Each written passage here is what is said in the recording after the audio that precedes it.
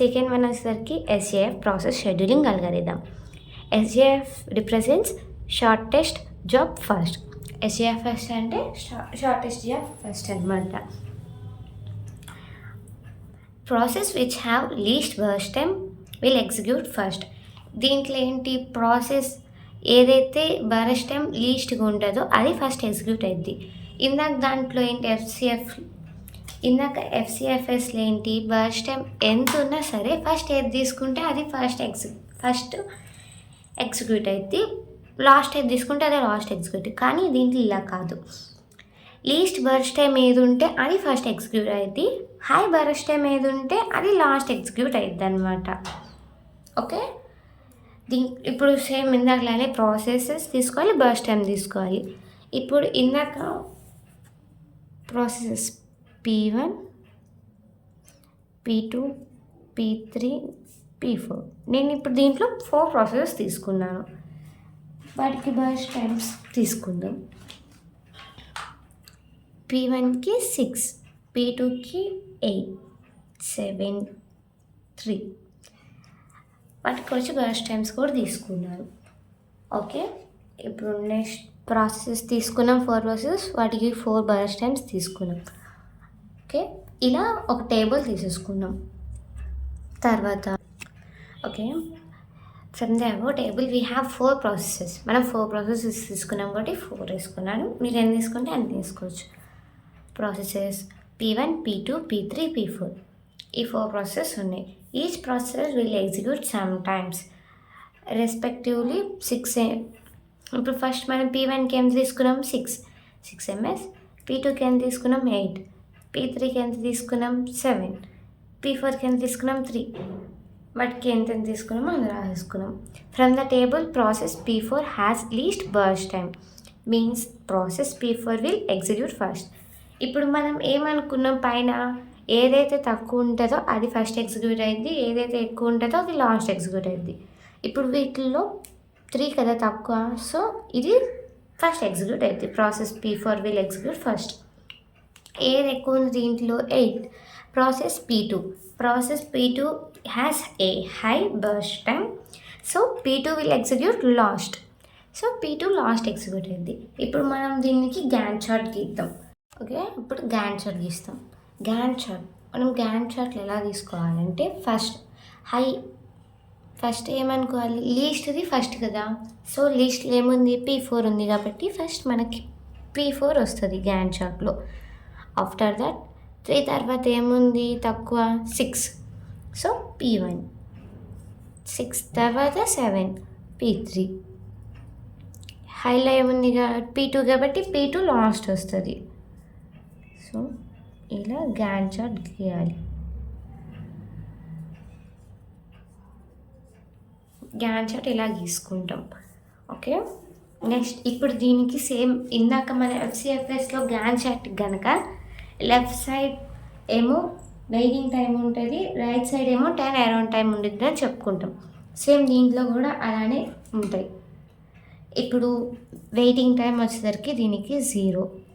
దీనికి మనం burst time add చేస్తాం. టర్న్ అరౌండ్ టైం కనుక్కోవాలంటే వెయిటింగ్ టైంకి బర్స్ట్ టైం యాడ్ చేసుకోవాలి. సేమ్ యాస్టిస్ ఇందాక చేసినట్టే. ఇప్పుడు దీనికి టర్న్ అరౌండ్ టైం 6 వచ్చింది. P1కి వెయిటింగ్ టైం 6. వెయిటింగ్ టైంకి P4కి 3 కదా, P4కి బర్స్ట్ టైం 3 కాబట్టి టర్న్ అరౌండ్ టైం కూడా 3 వస్తుంది. ఇప్పుడు P1కి బర్స్ట్ టైం ఎంత, 6. ఓకే, ఇక్కడ 6 యాడ్ చేస్తాం. 6 యాడ్ చేస్తే 9 వస్తుంది టర్న్ అరౌండ్ టైం. ఇప్పుడు P3కి వెయిటింగ్ టైం 9. P3కి ఎంత బర్స్ట్ టైం, 7 + 7 యాడ్ చేస్తే 16. టోటల్ టర్న్ అరౌండ్ టైం 16 వచ్చింది. ఇప్పుడు మళ్ళీ దీనికి మనం P2కున్న బర్స్ట్ టైం 8. ఈ 8ని యాడ్ చేయాలి, +8 యాడ్ చేసి 24. ఇలా టర్న్ అరౌండ్ టైం 24 వచ్చింది. సో ఇట్ సైడ్ ఏమో వెయిటింగ్ టైం, ఇట్ సైడ్ ఏమో టర్న్ అరౌండ్ టైం. ఇలా గ్యాన్ చార్ట్ గీసుకోవాలి, వాటికి waiting time turn around time రాసుకోవాలి. ఇప్పుడు సమ్స్ చేద్దాం. దీని కింద ఇందాక చెప్పిన ఫస్ట్ కమ్ ఫస్ట్ సర్వ్ దాంట్లో చెప్పిన మ్యాటర్ రాసుకోండి. ఇప్పుడు sums waiting time.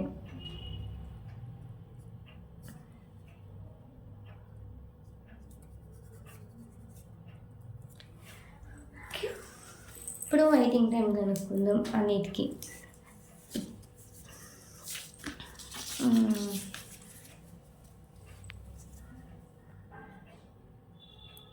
Waiting time of process P1. Process P1కి వెయిటింగ్ టైం ఎంత? 3 ms. Waiting time of process P2కి ఎంత? P2 ఇక్కడ ఉంది. P2కి ఎంత ఉంది? 16 ms. Waiting time of process P3కి ఎంత ఉంది? వెయిటింగ్ టైం 9 ఉంది. 9 ms. Waiting time of process P4కి ఎంత? 0 ms. ఇప్పుడు దీనికి మొత్తానికి టోటల్ వెయిటింగ్ టైం కనుక్కోవాలి. సో టోటల్ వెయిటింగ్ టైం మొత్తాన్ని యాడ్ చేయాలి. P1 plus P2 plus P3 plus P4. 3 plus 16 plus 9 plus 0 ఎంత? టోటల్ యాడ్ చేస్తే 28 ms. ఇలా వెయిటింగ్ టైం టోటల్ టైం మనం తర్వాత average waiting time is equal to total waiting time by number of processes. Total waiting time ఎంత? 28 by total ఎన్ని ఉన్నాయి? Process 4 is equal to 7 ms. ఇలా average time వచ్చేసింది. Okay, next turn around time.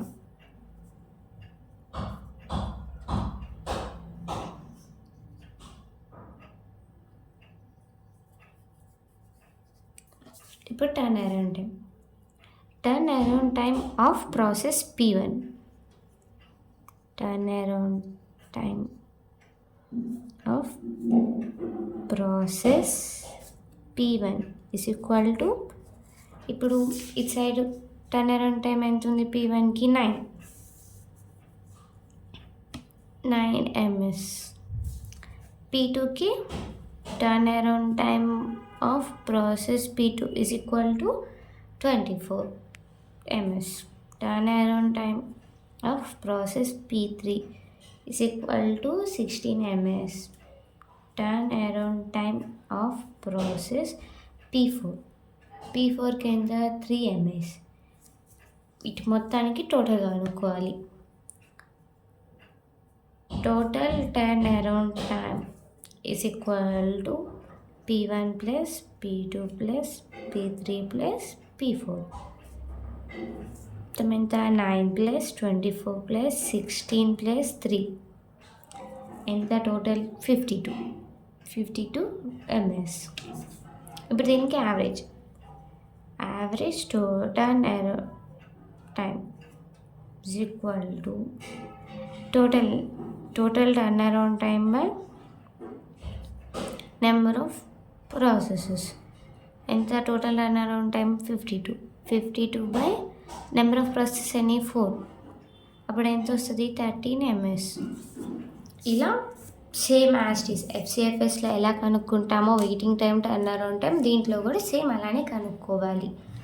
Waiting time రాసుకోవాలి, turn around time రాసుకోవాలి, total రాసుకోవాలి, average చేయాలి. Same as it is FCFSలో ఎలా సమ్స్ చేస్తామో దీంట్లో కూడా అంతే సమ్ చేస్తాం. ఇలా సెకండ్ కూడా అయిపోయింది. ఇప్పుడు మనం ఏమేమి చెప్పుకున్నాం? FCFS చెప్పేసుకున్నాం, SCF కూడా చెప్పేసుకున్నాం. నెక్స్ట్ వచ్చేసరికి రౌండ్ రాబిన్ గురించి చెప్పుకుందాం నెక్స్ట్.